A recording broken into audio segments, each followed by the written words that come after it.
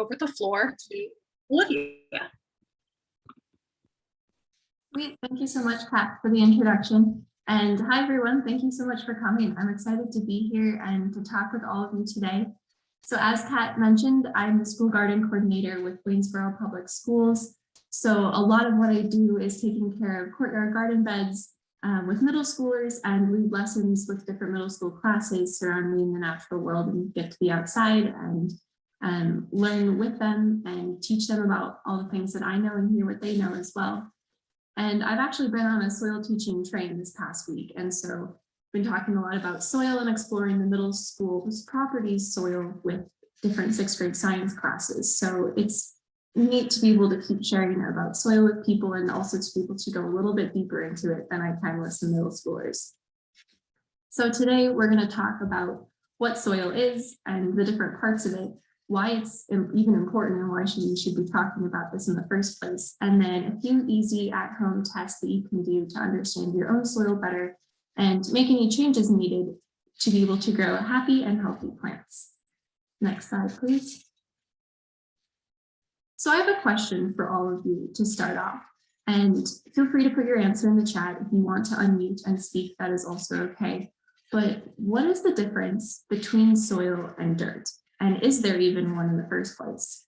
So I'm curious as to what you all think, and I'll give a minute or so for folks to share if they would like to.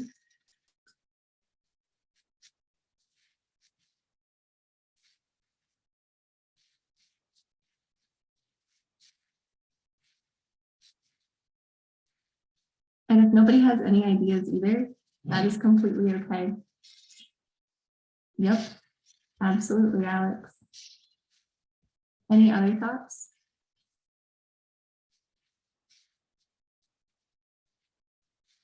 All right, well, I will say that there is a huge difference between the two. Yes, absolutely agree. There's lots of little creatures in your soil. So on the next slide, we can see.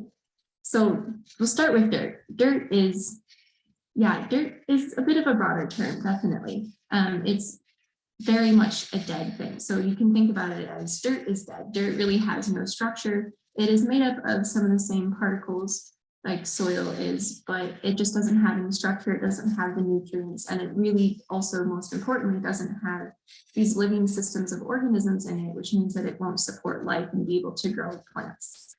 And as a side note, after being questioned by some 6th graders, I did a little bit of research and found that you can turn dirt into soil over time. You can heal it over the course of several years. People have done it. It'll take a lot of organic matter, things like compost and dead leaves that you incorporate in and trying to grow some different plants within that, and a lot of dedication as well. But over time, this organic matter that you add will continue to incorporate into this layer of dirt that's below it and combine and form a rich soil that you can support plant life in, which will happen centuries faster, honestly, than if soil was forming at its own pace. So you can eventually work with dirt if you remediate it a lot. But soil, on the other hand, on the next slide, is very much alive, as a couple of you have said. It contains a multitude of living organisms, and all of these organisms transport and cycle nutrients to the plants in the soil, which enable us to eat all of these plants that grow, which allow us to exist, which is a pretty cool thing. But aside from being alive, what exactly is soil anyway? Generally, it's the layer above the bedrock. So generally the top layer of the earth for around most of the planet where there's land. And bedrock is the solid rock that's below ground. So it's the layer above that. And it's made up of a variety of particles and organisms and gases and liquids, all sorts of things that it's been formed over time by the environment and the shape of the landscape and time and humans and other larger animals and everything, just so many factors just working on it. And they differ greatly from region to region around the world too. So there's a huge diversity of soil types. It's not all exactly the same, and we'll touch on that a little bit later. So the next slide, we have basically what is soil and what makes up soil in the first place. So the first element of this is talking about soil texture, and soil texture is a critical component. Essentially, you can call it soil texture, soil composition, but these the soil texture is essentially what is this proportion of sand, silt, and clay in your soil. So sand, silt, and clay are the three main mineral components that are in all soils. And I guess there are some soils that may not have any sand or may not have any silt or not any clay, but generally when you have a soil, you have some percentage of each of these elements in it. And so the percentages of these elements contribute to the vast diversity of soils around the world. And as you can see, the different sizes of these particles is there's a very clear and drastic difference between the sizes. So you've got, if you picture a sand particle in your mind, if you've been to a beach, if you've been in a sandbox, and you can picture what a little tiny grain of sand looks like. And on the screen, this drawing, the grain of sand is blown up many times. But compared to that, as small as that is, your grains of silt within that little circle there are so very tiny compared to that. And then your clay is just such a tiny speck that you really aren't able to see that with just our bare eyes. So we need something like a microscope for that, or a magnifying glass. And so the size of these particles has a huge influence on how your soil feels. If you pick it up and you feel it in your hands, it's going to feel very different depending on whether it's very sand-based, very clay-based, or something kind of in the middle. So since sand is the largest size, it has the largest spaces in between all of the little grains as well, which makes it much looser. If you picked up a handful of sand, it just flows straight out of your hand, so it drains water very quickly. But on the other hand, your tiny little clay pieces, they're very, very small, so they fuse together quite tightly and hold on to each other for a longer time. They can hold water for a longer time. There's less airflow that flows through. So if you picture your sand castle versus a piece of pottery, this is kind of the two extremes that you have, straight sand and straight clay, where the clay is going to hold together very well, but the sand castle will fall apart if the wave comes over it. So you also have, with the silt, this category of soils called loams, which are in the middle section, this sort of mid point of soil textures. They're considered more ideal for plant growth, and so they have a much more crumbly texture. They have a lot more silt in them, but they're made of equal parts sand and silt, and they have a little bit of clay added too. So it allows for both drainage and water retention, as well as sufficient airflow for your roots, because it's not all clumped together really tight like straight clay would be. And one of the things that I've learned, especially over the past year or so, being with AMI and learning how to be a farmer, is just how important your soil texture is when trying to grow plants. It has major impacts on the pore size, which is the space between all the little particles, the amount of pore space in general, how well it retains water, how fertile it is for your plants, and also all the engineering properties that come with soil and people have been using soil for as well. And as someone who's grown, big, strong tubers like potatoes that can bury through soil, that can work their way through soil quite easily, there's a huge difference between something like a potato and something like maybe a small herb with much shallower and finer root systems that would have a much harder time breaking through a heavy clay dense soil versus a potato that could do it a lot easier. So depending on what you're growing, it's really important to pay attention to. And you can change your texture over time. You can add things like cover crops and compost and all sorts of different plants and nutrient amendments. And we'll talk a little bit more about some of the soil texture elements very briefly. So on this next slide, we have these periodically throughout, but we have a bunch of resources that we'll be sending out for everyone who signed up to this. And you'll get them all afterwards. If you wanted to take a look at any of them periodically, we have these QR codes that will take you to these resources. So this particular one will take you to the handout that talks about 6 different main types of soil textures that exist and explains them a little bit more in depth. So if you wanted to learn about this now, we'll just give a minute for folks to scan the QR code if you'd like before we continue on.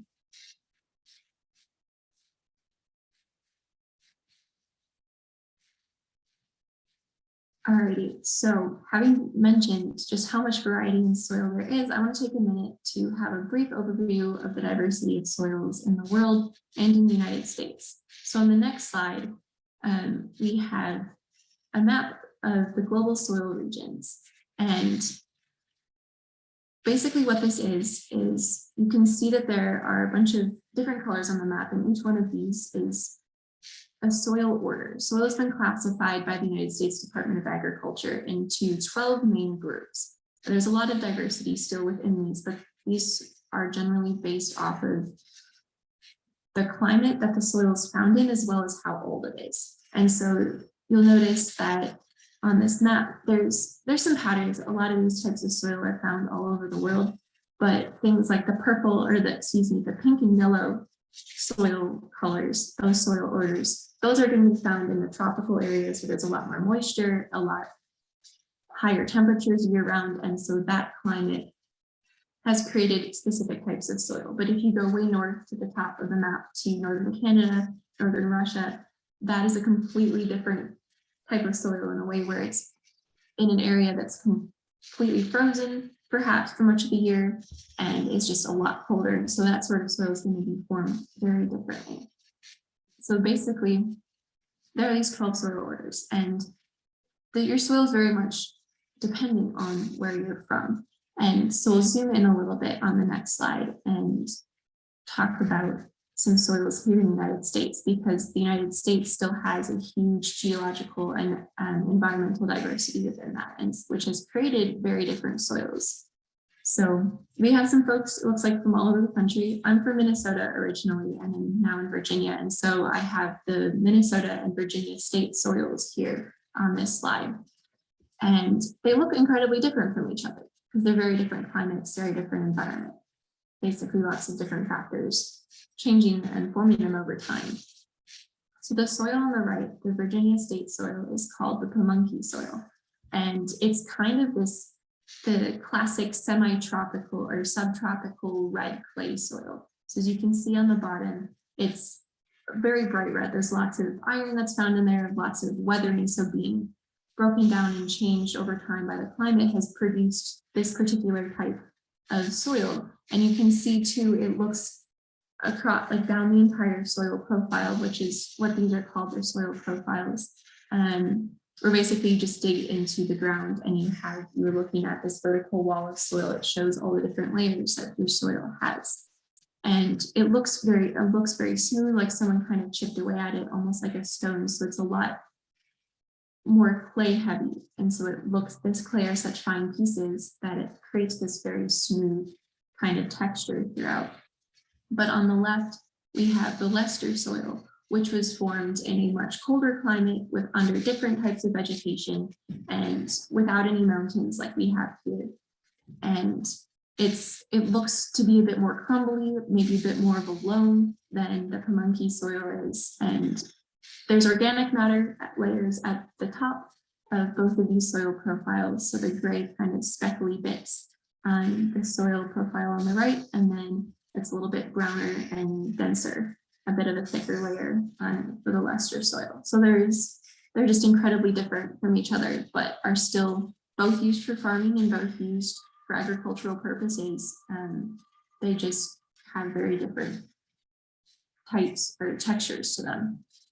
And so I'm curious too, have any of you all ever taken a look at the soil where you live, whether it's at your house, in a park, at a school, just somewhere in general? And even if it's just a quick glance, have you taken a look at it? Do you know, what does it look like? You can write in the chat if you've taken a look at it. I believe we may also have a poll question that'll pop up about this. So you can answer that if you want to say. It's completely okay if you haven't ever stopped to take a look at your soil. But if you have and want to share what that looks like, you can feel free to type that in the chat as well. Is it kind of reddish or brownish, kind of a gray color, a different color entirely? Is it full of gravel or really finely textured? And it's also just food for thought too, if you want to think about it. And if you're curious, to go out afterwards and see, what does my soil look like? What kind of soil is in this area?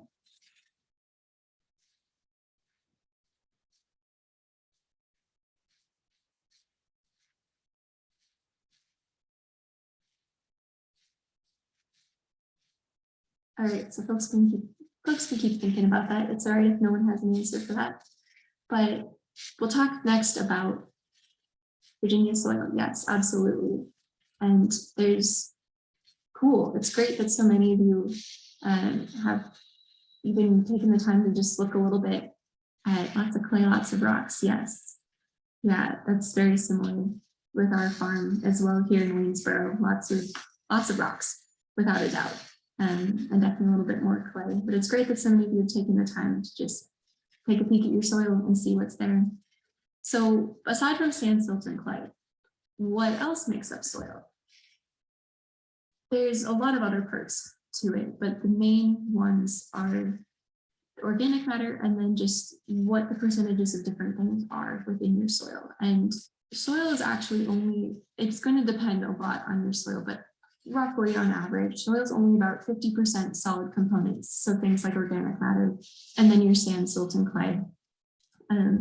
But 25% of that is water, depending again on how much precipitation you've had lately, how much you've watered it, and 25% the pore space, air space in between all the little particles and roots and all that kind of stuff that's going on.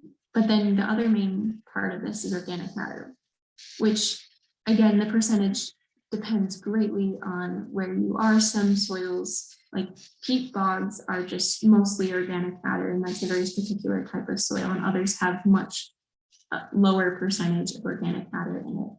And essentially organic matter is any non-living plant, animal, microbe, any sorts of once living tissues that have been broken down. And it's often in the forms of things like grass clippings, ground up dead leaves that fall off of your tree and you rake up in the fall, things like compost or manure, wood chips, stuff like that. So stuff that came from plants and animals and microbes and things that are breaking down and you add. They're full of nutrients. They're incredibly important to keeping your soil healthy and keeping a good soil texture as well. It helps keep it a little bit lighter and less compact, which is great. So the next slide, we have also a healthy soil. In addition to having organic matter, it's also got an abundance of nutrients in it. And so these nutrients are going to be found in different quantities throughout all different types of soils, and even within different organic matter elements that you might add in, the different percentages and concentrations of your nutrients are going to be different. But all these nutrients are really important.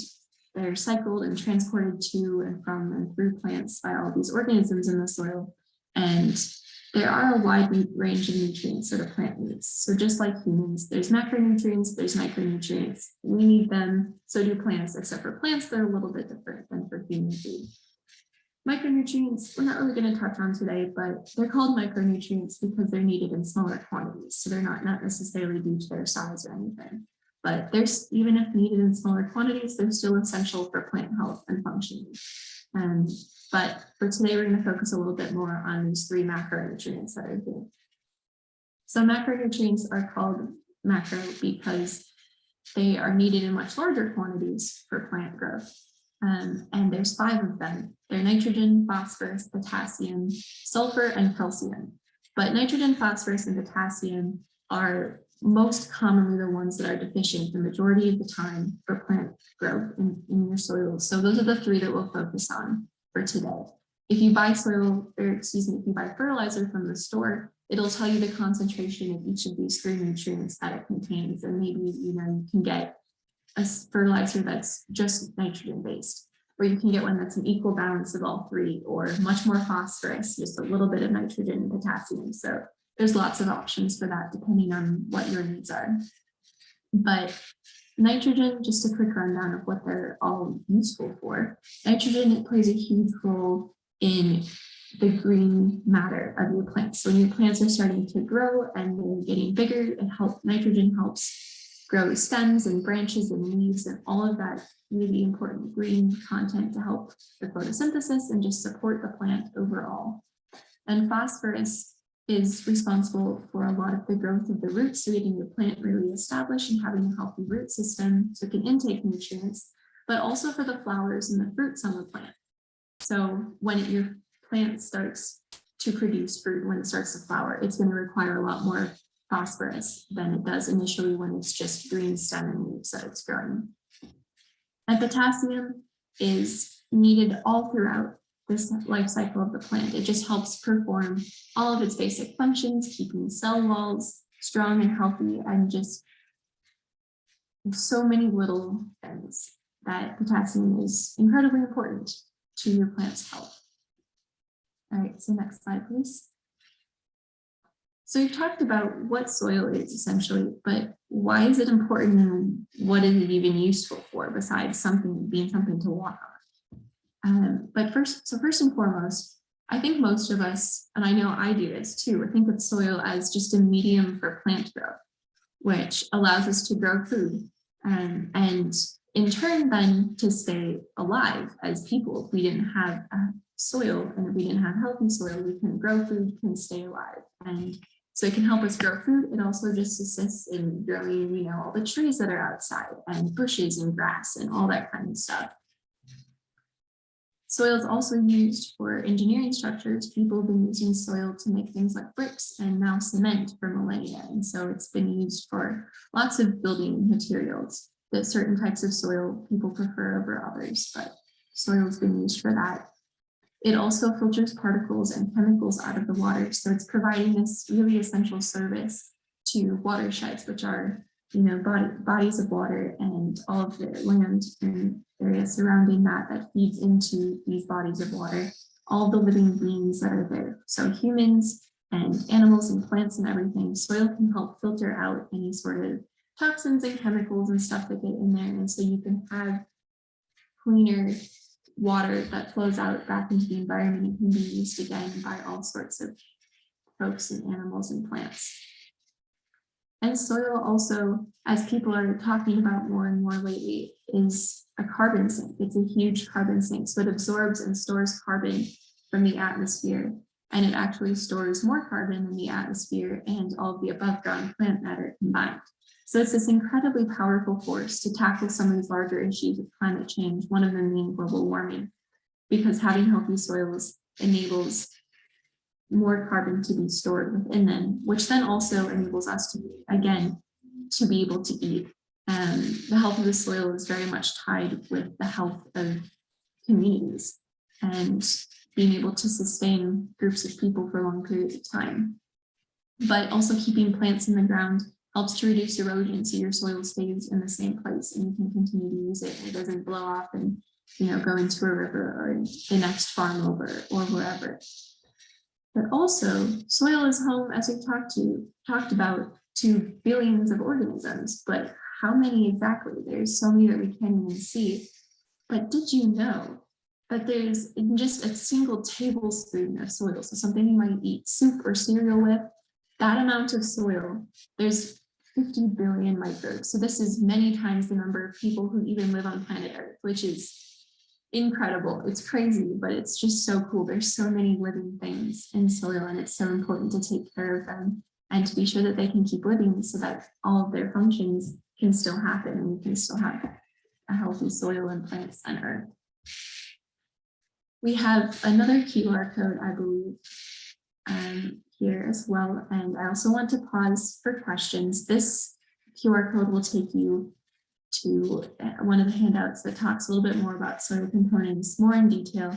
And again, we will be sending those out to you since you signed up. So don't worry about looking at them now if you do not want to.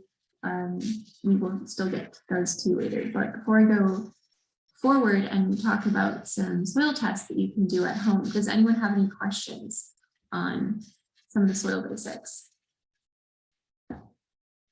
You can unmute, you can also ask them in the chat, whatever works best for you.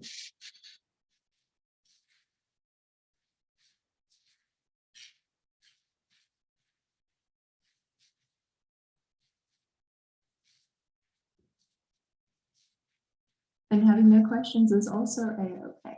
So we're going to switch what kind of soil is at my farm. We have, so the farm's in Virginia, and it's a very rocky soil being at kind of the base of a mountain, and definitely a lot of clay. There's a lot of clay that we've got, especially in the courtyard gardens at the middle school, but we've been amending it over the years The farm is actually very new, started last year, and so we're still working on amending those and building strong soil, but we've been adding compost to that to make it a little bit less compacted and give it more nutrients. So it's definitely more of a clay heavy soil, but we're working on making it a little bit looser to allow for some better plant growth within that.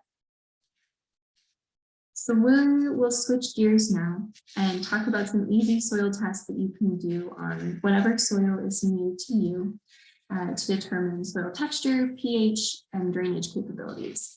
By knowing all of these elements, you'll be able to better grow your plants that you want to grow in your space and also know how to modify your soil if it needs it. So for these tests, we have a percolation/drainage test, basically the same thing. And then we have a bunching test, a pH test, and a soil shakeup test for you to do. And all this information will be, again, in the handouts. So don't stress about trying to remember everything as I'm talking through it all. So next slide, please.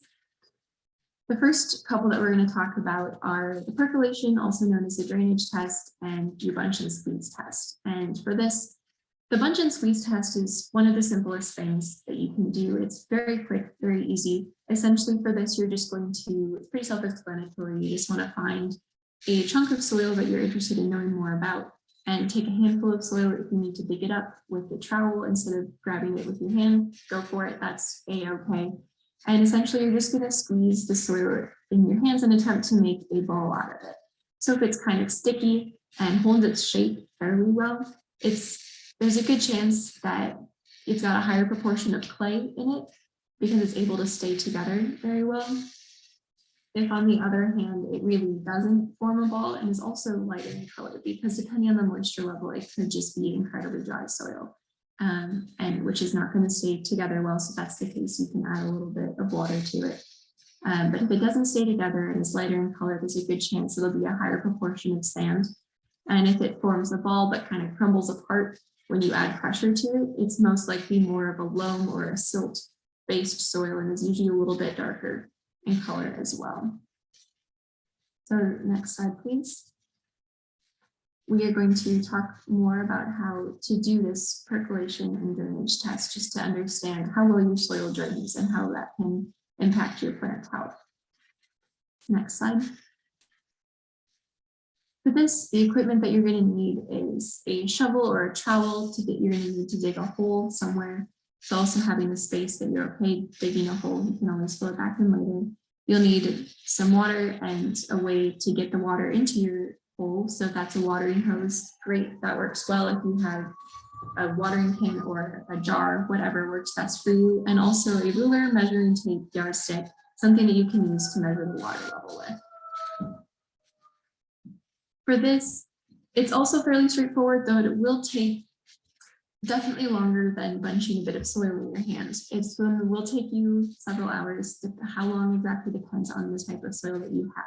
But essentially for this, you're going to want to dig a hole in your soil that's about 6 inches wide and around 1 foot deep or so. The topsoil, the reason we want it to be fairly deep is because the topsoil on average tends to reach down about 6 or 8 inches into the ground. So you want to be able to get a good assessment of your entire topsoil.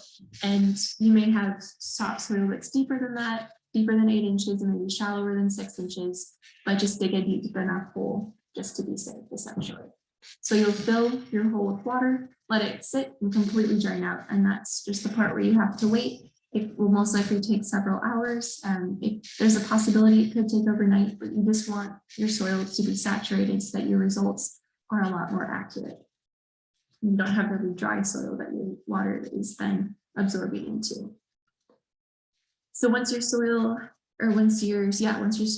is saturated with the water and your hole is completely empty, you're going to refill your hole again with water up to the top, and then use your measuring tape, your yardstick, whatever it is, stick it into the hole that you've dug and doze down to the bottom of your hole and measure how many inches up the water is out of your hole, and then record that down and basically just return every hour and measure the layer of how much water you have and how much it's been decreasing every hour.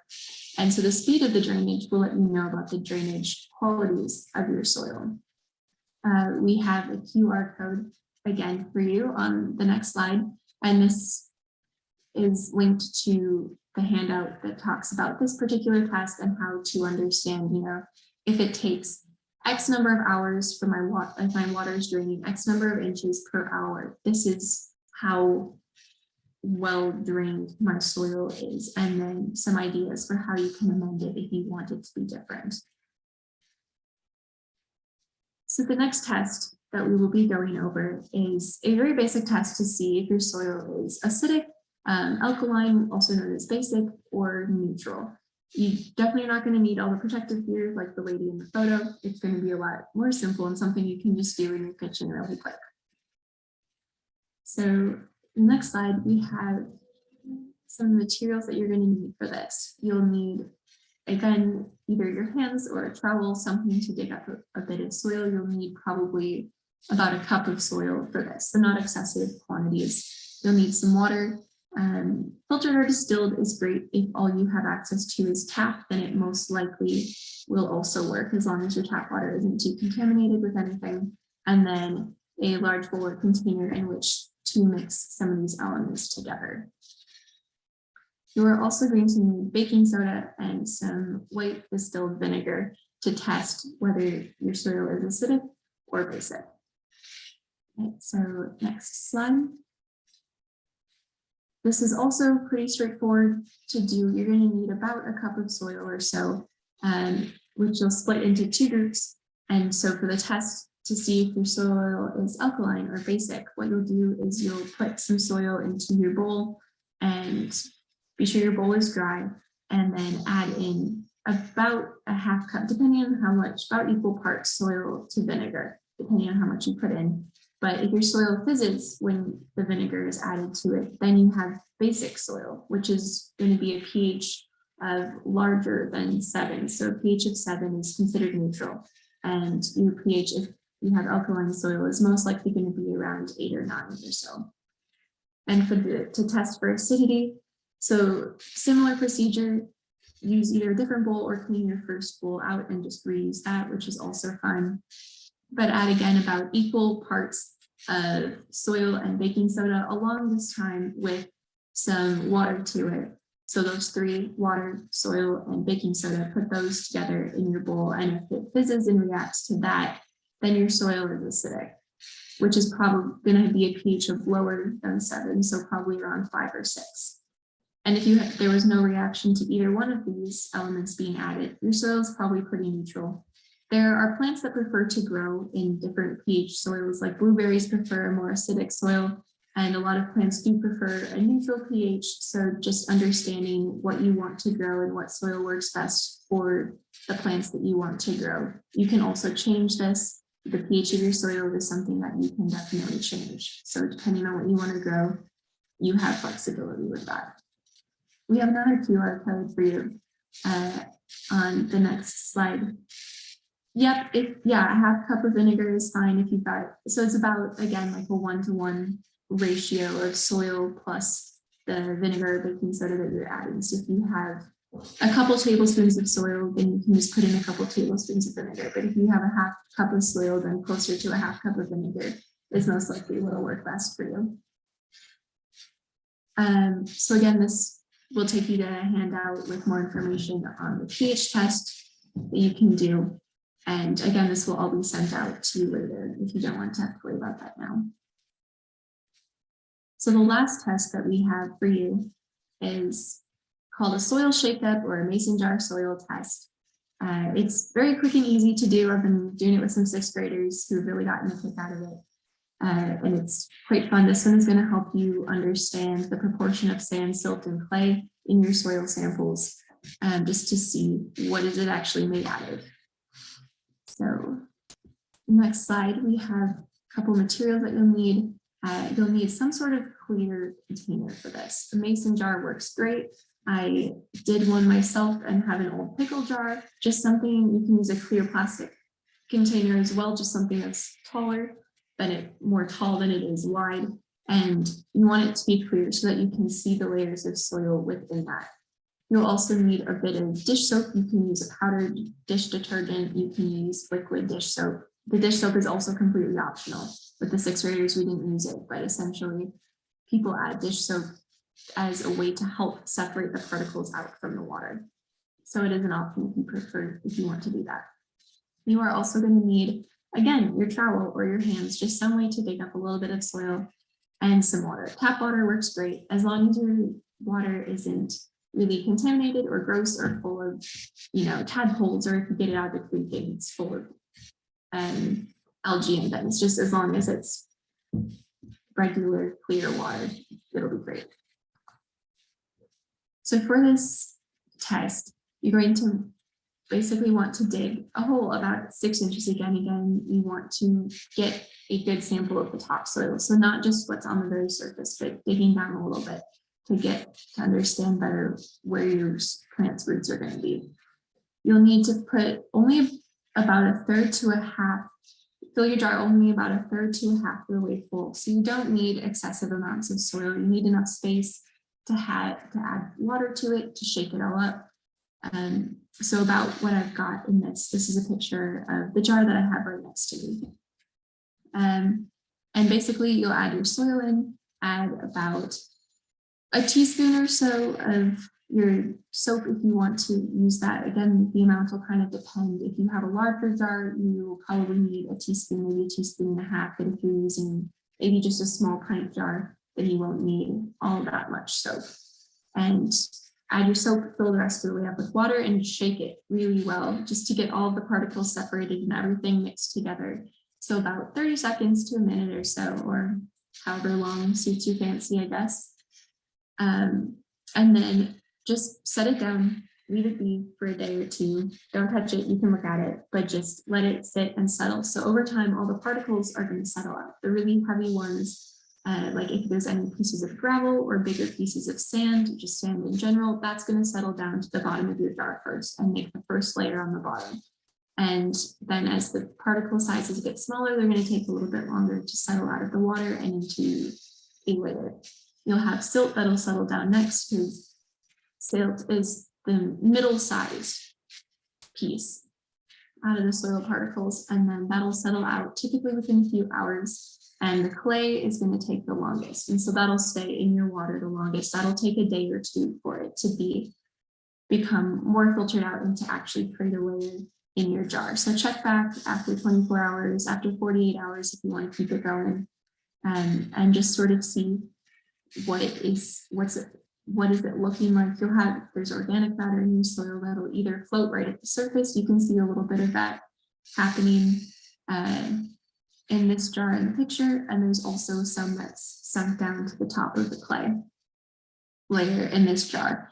As you can see, I use liquid dish soap for this, and there's a lot of bubbles that are at the top, so that's what all that gray kind of speckly stuff is.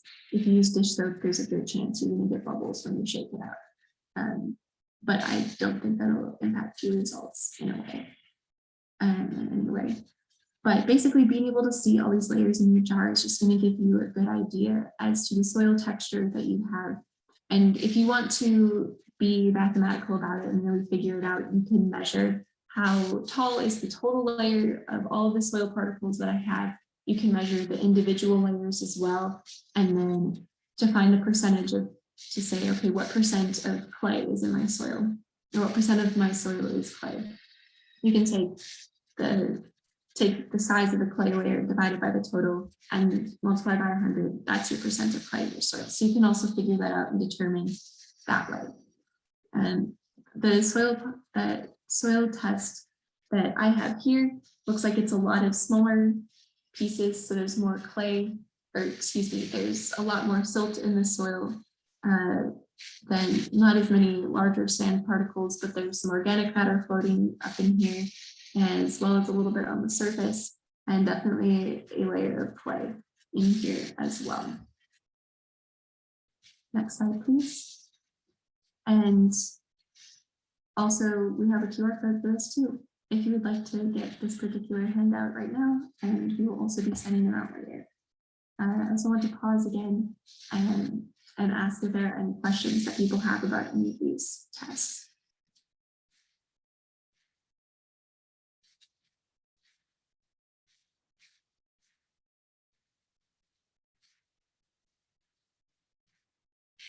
That actually plants do well in basic soil. I did not do as much research about that, so I don't know, but I can get back to you on that and see.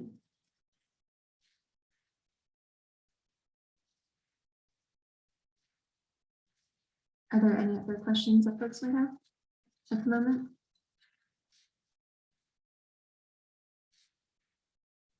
Yeah, we can take a little bit of time and talk about amending soil. If you have specific questions, absolutely let us know. There's a little bit of information about it in the handouts as well for each of the different tests, as well as just for just amending general soil texture as well. So if you have a specific question about it, definitely feel free to put that in the chat, and we have some time built in very shortly for some question and answer for that. So before we do some question and answer, just wanted to share, and I guess so, sort of reiterate what the hopes are coming out of this for all of you. The main goal with this is to be able to understand your soil better so you can continue or start to grow some happy and healthy plants and keep your soil health really solid as well. But also, secondly, just to learn some different cheap ways to test your soil. You won't break the bank, some fun things to try at home, and you can try in different parts of your soil and just sort of see if there's any differences and just do a little bit of at-home soil teaching or understanding. And one of the other goals, which we'll talk a little bit more about, is figuring out how to amend your soil if need be. So being able to plant plants that enjoy your soil's pH, or to be able to change that, and if you would like to. A lot of that is also in the handouts. We can definitely take some time and go over some of that here. And finally, just to understand what soil is in the first place and why it's so important, how it can help keep all of us alive and continue to grow plants, and to just help with overall global health as well. All right, so then questions for folks, if you have them, and if you have more particular questions about what type of thing you want to learn about with amending, if you wanted to have more of a conversation with that afterwards, we can also stay on a few minutes and talk to you directly if you wanted to have more of a conversation. Yes, Alex, I see you raised your hand. Thank you. Thank you for such a lovely presentation. This is so cool. I've never seen like at-home soil tests like this. Is there anything similar for if you're farming in like an urban setting and you need to test for heavy metals or things like that? Yeah, I don't think those are necessarily going to be DIY tests, but I know that there are ways there are still different services or products that you can get where you can still get your soil tested, because that is a really important consideration depending on where you live. So thanks for bringing that up, definitely, because these are not going to tell you if you have some of these heavy metals or other contaminants in your soil, but there are definitely ways where you can send in a sample of your soil and have someone examine it, look at it for you. There might be ways for you to, something where you can purchase and do it yourself. That I don't know, but I know there are folks who will analyze your soil for you to really understand if that's an issue.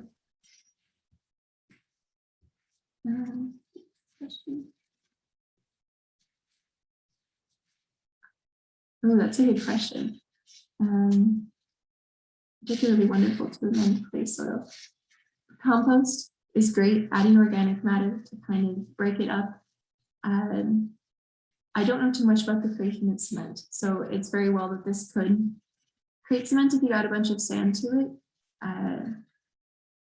but definitely adding more living things to clay soil. So adding things like using cover crops to help break up the soil a little bit and add more organic matter and nutrients to it, adding compost over time. I think those help to create a better tilt, I guess, the texture of your soil and the way that it feels. Yes, Tammy. So I've been amending my soil with compost because I have horses and chickens. Oh, cool. But I'm finding that the soil and it could be because we have dry summer, or last year had a really dry summer, but even my recollection is years before before in the growing season, the soil was still compacted. That being said, my soil is also silty. Okay. 'Cause I live in a floodplain. Mm, So this year I decided to put a layer of leaves, and I know you're really supposed to do it in the fall, but I did it in the spring because I didn't do it in the fall. And I'm going to turn them. I'm hoping that that provides enough aeration. Do you think I'm on the right track? I'm not an expert, but it seems like a good way to go. Leaves seem to be helpful. I have heard mostly of folks adding them in the fall, but I feel like they would still be fine in the spring. And I know that they'll continue to break down as it gets warmer and as waters continue to be added with all the little microbes in the soil. Have you just added straight manure to like from your horses and chickens, or has it been broken down into more of a compost with other things added to it? We composted for a good year before we add it and turn it. And then the leaves, we also chopped up with it wasn't a mower, but they were chopped up really small. Awesome. Yeah, I think definitely having chopped up leaf bits is going to be easier than adding whole leaves. So it seems like a good plan. Again, yeah, I'm not an expert, but I hope that that works well for you. It seems like a good way to go. Thanks. Mhm.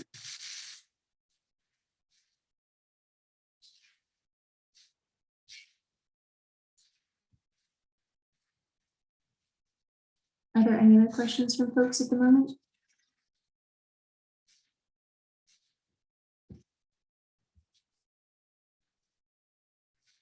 Alrighty, then I think we'll go to the next slide.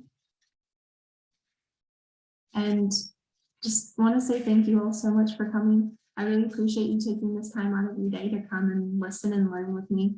And before we do head out, I'm going to turn it back over to Kat to close us out and wrap everything up. Awesome. Thank you so much, Olivia. I have now learned so much about soil. I'm going to go outside and put some stuff in a jar and shake it up, and I'm really looking forward to that. And thank you all for joining us today. If there are any questions at all, please feel free to email us either at the email address you see over here or through our Eventbrite. And we will be actually sending out a follow-up email tomorrow with the link to the recording, as well as all the additional digital materials that you all saw throughout this entire presentation. Please follow us on Instagram and Facebook, sign up for our newsletter, and check our website for future workshops and upcoming events, and just news about what's going on with AMI in general. And the great thing is that our workshops are free and open to the public. Donations and community support really is what making this all possible. So if you're able to, please consider making a donation on our website at amifellows.org/donate. And we hope to see you in the future, and have a great rest of your day. Myself and Olivia will stay on for a couple minutes if you have any further questions, but thank you all so much, and we appreciate seeing you again. Thank you.